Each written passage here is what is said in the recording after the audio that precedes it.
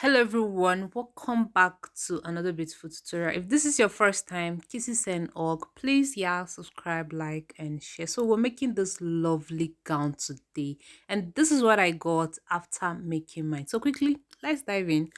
So yeah, if this is your first time, you're welcome, and if it's returning subscriber, thank you so very much for the support. So we'll be making this gown today. We're not using any pattern paper. It's a freehand. We're cutting directly on our fabric, and I'll be using, of course, my chiffon fabric to cut on it, and then I'll be using my zip, of course. Now you know what to do. A ruler if you need it, your scissors for cutting, and then your chalk. Basically, these are the only things we need.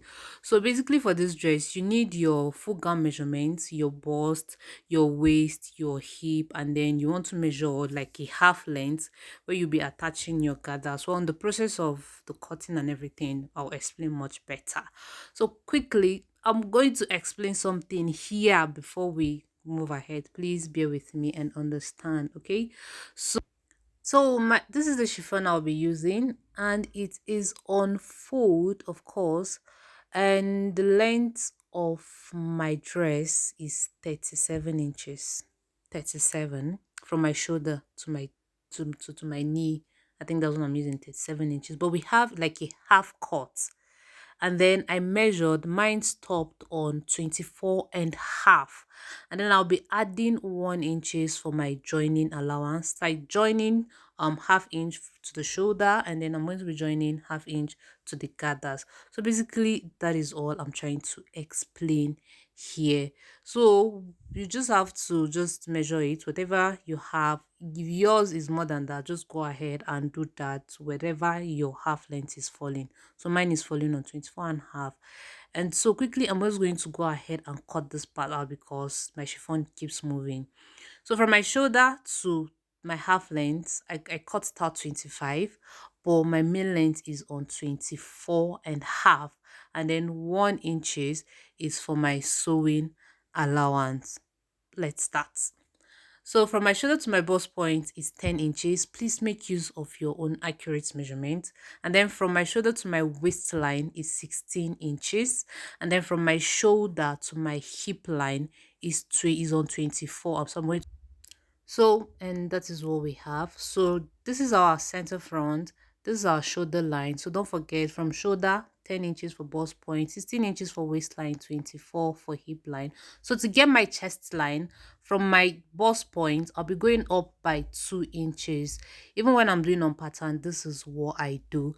So, for my shoulder line, I'll be dividing my shoulder by 2. Whatever I have, I'm going to go ahead and mark it, and then I'm going to mark the same thing on my chest line, my armhole line, so I'll be able to connect my lines together to give me a very straight line. You can use your ruler to do this part, or you can just sketch out your line just the way I am doing mine. So for my shoulder slope on pattern, I normally do 1 inches, but because I'm cutting directly on fabric, I do half inches, please.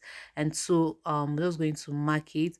And then for my neckline, I'm using 3 inches by 3 inches. Basically, that's the standard measurement. So this is what I'll be using, 3 inches by 3 inches. And then I'm going to go ahead and mark my lines. Like I'm just going to connect my curves together and then connect from my shoulder point to my neckline. I'll go ahead and divide my bust measurement by 4 and then mark it on my chest line, and then I'm going to add 1.5 inches for sewing allowance. I'm going to do the same thing on my bust point. My brown bust measurement divided by 4 plus my 1.5 inches sewing allowance, and then on my waistline I'm going to do the same thing, add my 1.5 inches sewing allowance, and then on my hip line I divide my hip by 4 as well, and then add 1.5 inches sewing allowance. I'm going to go ahead and dot it together. And please keep watching because this tutorial is nice and the outcome was super amazing. So from my shoulder slope, I'm going to go ahead and divide the points in two, and then I went in by 0.5 inches, and then I used that for both the front and the back. And so I'm going to go ahead and give it a very sweet curve, just the way I'm trying to explain right now. And then after that, this is looking beautiful, this is looking nice. I'm going to go ahead and then cut out my curl for the lower part. So from the lower part, you can go up by 3 inches, 4 inches, 5 inches if you want. But if you measured yourself or your client, you can just from your shoulder line. I measured mine, so from my shoulder line to where my curve will start is on 21. But I added 1 inch again for sewing allowance. I don't want to hear this part is short, I have to do some joining. So I'm going to mark my 22 inches and then curve it to the midpoint of the dress, and then this is all. And so basically we're just going to go ahead and scissor it out of the way, scissor out the ones we don't need. So just going to go ahead, cut it out just the way you are watching right now. So this is what we have. So we use the front to cut out the back, but for the front there's a slit in front, but I want to cut out the back first before opening it up. Okay, for the back, I added 1.5 inches for my zip allowance, and you can do 1 inches if you want, but I did 1.5 in case I want to weave it or just give it a clean finishing. So we're going to place the front on the back and then trace it out. So make sure the center front is touching the line for the back, and you go ahead and trace that. But before then, for my neckline, I'll be doing 1 inches. So from my shoulder line, I'm going to go down by 1 inches for my neckline, and then I'm going to connect it to the front neckline, that point where I just pointed, and then I'm going to give it a very good curve. So basically this is what we have. So we're just going to go ahead and trace out the same thing, and we are good to go. But before then, this is what I do. You can just go ahead and open this up, but this is what I do. In case you're interested, please keep watching. That's why I'm sharing it. So on my waistline, I'm just going to extend my line outward towards the back part, and then I'm going to go in by 0.75. That is what I do. And then from there, I'm just going to connect it down to the length of the dress this way, and then connect it up this way, just the way we do on pattern. The same thing I'm doing on fabric. Okay, it doesn't affect my waist measurement when I'm sewing, it just still relaxes very, very well. So this is it. And so if I'm fixing my zip, I'm still going to return back that 0.5 inches I added. And to extend my neckline for the front, I went down by 3 inches, and I'll just go ahead and open it up. So this is what we have. So quickly, let's start sewing. So I cut out a stripe about 1.5 inches. So from the right side of your fabric, you can go ahead and just sew it all the way around, turn it over to the wrong side, and then top stitch on it. So after doing that, this is what I had, and I'm going to go ahead to join my shoulder lines for the front and the back together. So after joining it, this is how it's looking. So before I would join the back, I'm going to go ahead to finish up my neckline. So I'll be using these two stripes of rope, and then I made sure it's very long because you'll be needing it for the front, and then I cut it in like 1.5 inches. So from the back, please, you start from the back, and then you go ahead and sew it all the way around to the front. And when you get to the front, you don't cut it out, you're just going to allow it to flow and then just give it a clean finishing. Do the same thing on the other side, and then come back and show us the outcome of it. So when I did the other one, I decided to just explain the other side of the neck before we would continue. So what you want to do is from the wrong side, please, from the wrong side, you want to sew it this way, and then you're not folding the stripe. Please just go and sew it this way all the way around. So after sewing it, this is how it's looking. Okay, so this is the wrong side, and then this is the right side. Please let it not confuse you. So all you have to do is just fold your stripe. You're going to fold it in one this way, and then fold it in again the second time, and then you go ahead and top stitch on it. So it even helps the remaining part of the rope to fold itself, and then you give it a clean finishing, and then you sew it all the way around and that is how you're just going to go about it.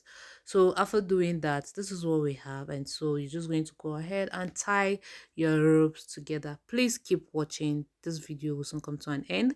So you go ahead to shape your dress if you want, or you can fix your back zip before shaping it. So for me, I'm going to be fixing my zipper first before I'll go ahead and shape it. So remember, from your waistline, I'm going to go ahead and return. I told you I'll be returning the 0.775 inches I took out before connecting my zip to it. So I'm not going to go and do that. That's what I'm just trying to explain here. Normally, I just go ahead and sew it straight up. So I'm going to return the 0.5 inches, and then I'm going to go ahead and connect it down to the 1.5 inches we added earlier, and do the same thing on the upper part. So basically, when you go ahead to measure it from the starting point line, it means you have 1.5 inches all the way through. So quickly, I'll go ahead and sew my zip, and then after sewing it, I'll go ahead and shape my dress with 1.5 inches sewing allowance that I added. And after doing that, this is what we have. So you're going to go ahead to measure whatever you have on the lower part all the way around, and after measuring it, you're going to go ahead to double whatever you got. You can double it in two or in threes. So mine was in two because that was the remaining fabric I had. So I'm going to measure my dress to where it stopped, and then I'm going to minus that and cut out my remaining length. And then I cut out 38 because I'll be hemming the down, and then I cut it in two because I'm going to be drawing a gather stitch. You could cut it in three if you want. So I'm going to join these two together and go ahead and draw a gather stitch on it. So after drawing my gather stitch, this is what I had. So I'm going to go ahead to join it to the upper part of my dress. Just go ahead and sew it up together, and our dress is ready. So to complete it with the sleeve, I'll be using the sleeve length of 14 and a half thereabouts. I'll be using 14 and a half thereabouts, and we'll be pleating it at the upper part and then adding elastic on the lower part. And for the wideness of my sleeve, I'm using 18 inches. You could use more if you want. So quickly, I'm just going to go ahead and add the elastic band, and then we'll continue from there. So after doing that, this is what I had. So I'm going to go ahead to notch the midpoint of my sleeve and then attach it to my main dress. So quickly, I'm just going to pin it down. You could go ahead and sew it directly if you're good with stuff like this. So after pinning it down on both sides, so the remaining part you have, you're just going to pleat it in. Just make sure the sleeve fits into the main dress. And yes, you have to do the same thing on the other side, and that is all. So this is our sleeve fixed already, and it's looking fine and clean. So I went ahead to hem the down of my dress, and our dress is ready. So if you watch this very end, thank you very much. So after styling it, this is how it looked. The back of my dress is sitting very clean, and our dress is fine. So thank you very much for watching. I'll see you all in our next upload. Bye.